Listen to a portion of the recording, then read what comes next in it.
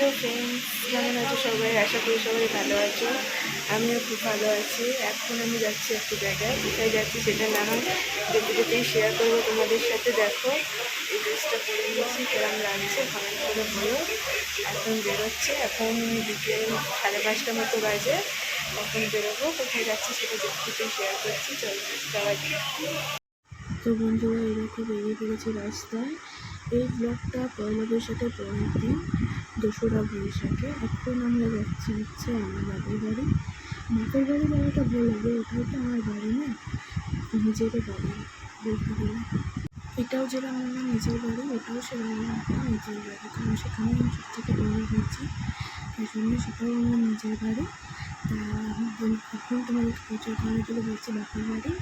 আমি এখন ওখানে যাচ্ছি, কারণ ওখানে পয়লা বৈশাখের আগে যে চড়ক হয়, সেই চড়ক উপলক্ষে একটা পুজো হয়।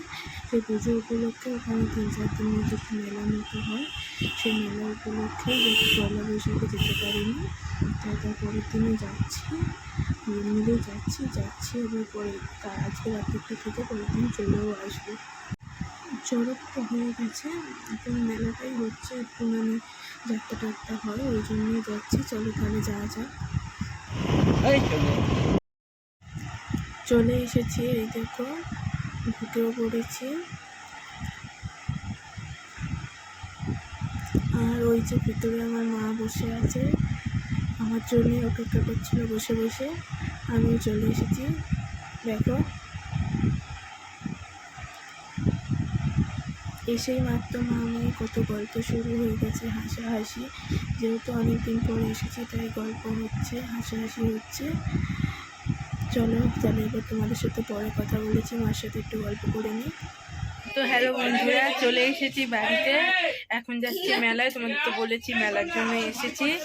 এখন মেলায় যাচ্ছি, মারা যাবে না, ওরা একটু রাত্রির করে যাবে।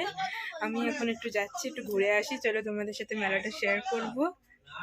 আর চড়ক তো হয়ে গেছে, চড়কেরই মেলা, পয়লা বৈশাখের যে পরের দিন চড়ক তো হয়ে গেছে। চড়কটা তোমাদের সাথে শেয়ার করতে পারিনি, কারণ আমি আসিনি। পরের বারে যদি চড়কের সময় আসি, তাহলে চড়কটা তোমাদের সাথে শেয়ার করব।